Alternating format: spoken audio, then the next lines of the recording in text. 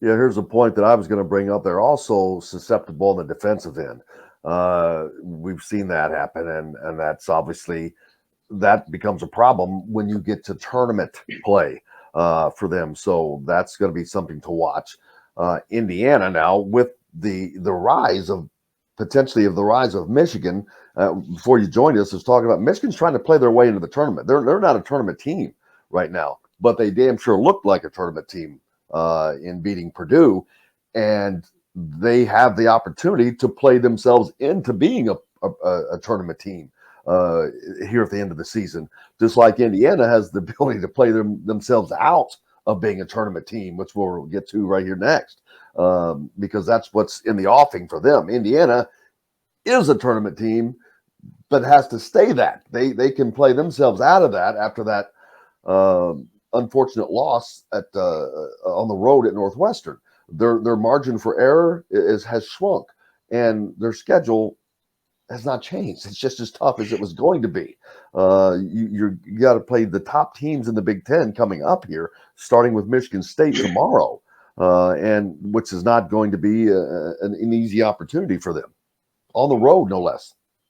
Yeah, definitely. I think obviously this 3 game stretch that they're in right now with Michigan State, Wisconsin, Ohio State is obviously one of the tougher stretches here in the Big Ten. Not that you typically have a lot of off nights and easy nights when it comes to the schedule, but that's a really difficult 3 game stretch, especially with 2 on the road, coming off of a really, I think, devastating loss for Indiana to Northwestern, not just for tournament hopes, bubble talk, anything like that, but just the mental edge that I think we were starting to see some of the IU players play with, and I think that was just a very deflating loss earlier this week, just with obviously everything going on and going into that game.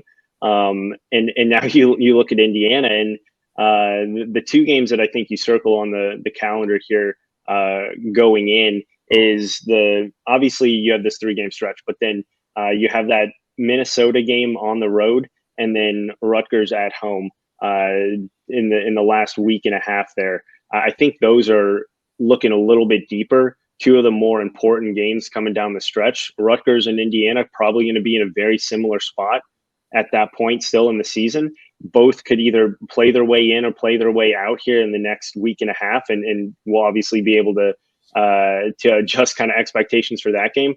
But then going into Minnesota, you can't lose a game to a non-tournament team. I don't care if it's on the road or at home at that point in the season with a week and a half left. And if they can get those 2 wins, I think as long as you get 1 out of these ranked wins coming in, and then who knows what happens against Purdue right in the last game of the season, I think Indiana will be just fine. I think they're fine still right now. But obviously we've seen these Indiana teams over the last few seasons hit a real big wall right around early to mid-February and struggle to close games out coming in. And we've seen at this point in the season with a lot of losing streaks. And so I think obviously this Michigan State game is definitely big, but in the whole grand scheme of things, I think that last week and a half of the season probably is going to hold a lot more weight than I think people expect right now and expected about 10 days ago. Dustin, I think. Go ahead. Oh, I was just going to say, I think that when you look at this game on Saturday against Michigan State, it intrigues me because I think it could potentially be a really good matchup for Indiana if they're at full strength this weekend. You look at Indiana's defense is outstanding. It's the best in the Big Ten.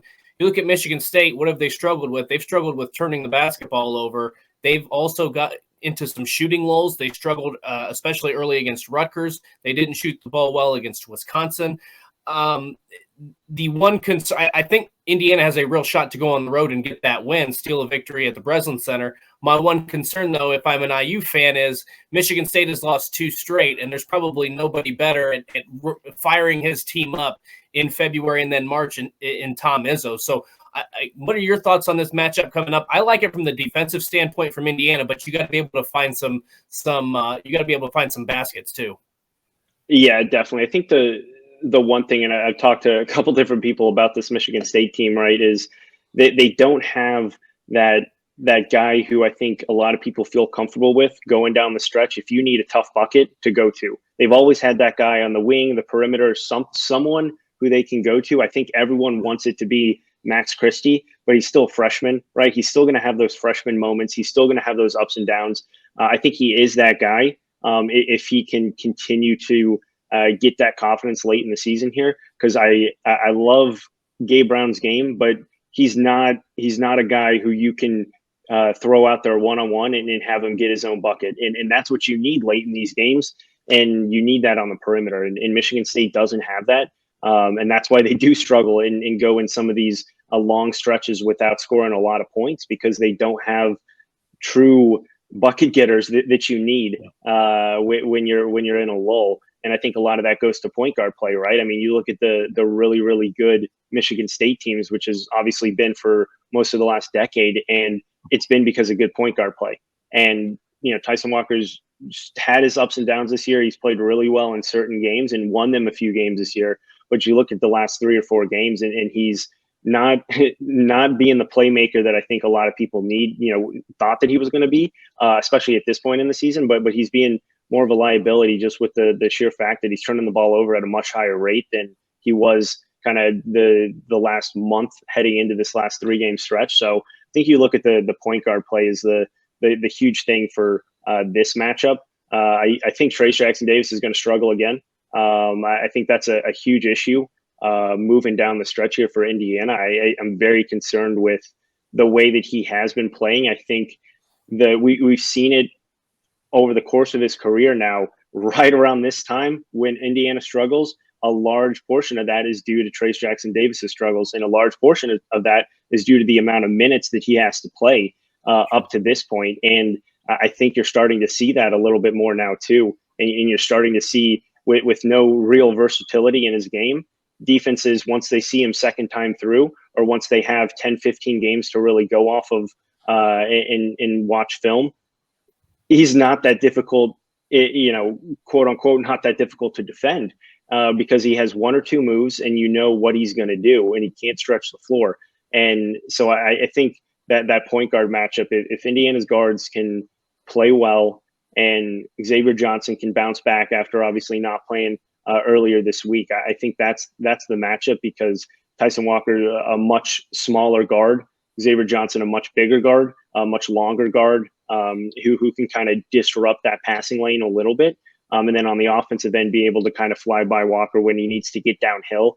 And I think that's going to be the matchup for Indiana. But you talked a little bit about Michigan State's shooting ability, right? I mean, they don't take a lot of threes, but they take a lot of really good threes. And they're shooting about 39% as a team. And that's the one scary thing. If they can get hot, you look at Hauser, if he's going to play well and kind of be that stretch four that puts Indiana in a big matchup problem, then you have him, Hall, and a few different big guys who can really stretch the floor, which Indiana has struggled with, obviously, pulling away those bigger guys and not being able to keep the guards in front of them and having an open lane for any of those Michigan State guards as well. So I think those are the 2 key things. But I think it's going to be interesting to see how Trayce Jackson-Davis matches up against some physical big men, but also some more athletic and longer big guys who we struggled with in past. And not only this, now the question comes, how's Indiana going to respond to what they've just gone through? Everyone is going to be available for the game tomorrow, but what confidence does Mike Woodson have in people like Michael Durr or Christian Lander? They've already shown this week that decision-making is not their forte. And that's has to go into his head. I don't know what's going on in practice this week. That's key. How much confidence does he have in certain guys in certain places now? And all year long, the fans have been asking for this player or that player. And I kept saying, if they're not playing, there's a damn reason they're not playing. I promise you. And that will be the case this week. There's a reason if someone's not in there that they're not in there. And it doesn't necessarily have to be punishment. It's confidence. What confidence does Mike Woodson have in these guys in these roles? Now, Xavier Johnson is someone that, of course, they miss. They missed horribly. Trey Galloway can fill that spot a little bit, but he's not Xavier Johnson. He does not have the speed. He can stop Boo Buie. I mean, Indiana had no one that could get in front of Boo Buie the other night, and that's a Northwestern guard. Not to knock him, he's a great athlete, but man, he was the fastest guy on the court, and you can't be that when you're in Indiana trying to make the tournament. Yeah, absolutely. I mean, I think it comes down to, right, Indiana is definitely a team that has the tools there to be very successful coming down the stretch.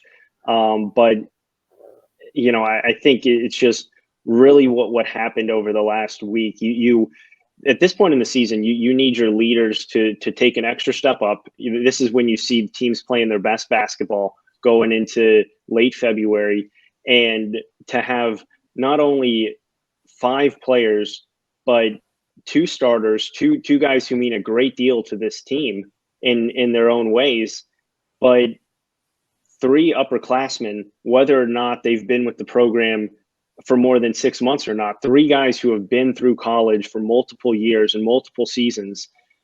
And obviously some of that has to do with, some of the programs that they were at before and the culture there. But it's just really concerning to see guys like that, especially Xavier Johnson, who was really, I thought, turning the corner, not only with his play, obviously, but with his leadership ability, and to see what transpired over the last week is more concerning than, going 0 for 10 on a, certain night on the floor. Because on the floor, you're going to be able to fix those things. And obviously, if they're not on the floor, then that's a much more negative issue than missing a few shots. And so I think it's going to be really interesting to see the first 5 to 10 minutes of this Michigan State game and see how they respond, and especially the guys who were not available, to see how they respond, because they are going to need to step up, right?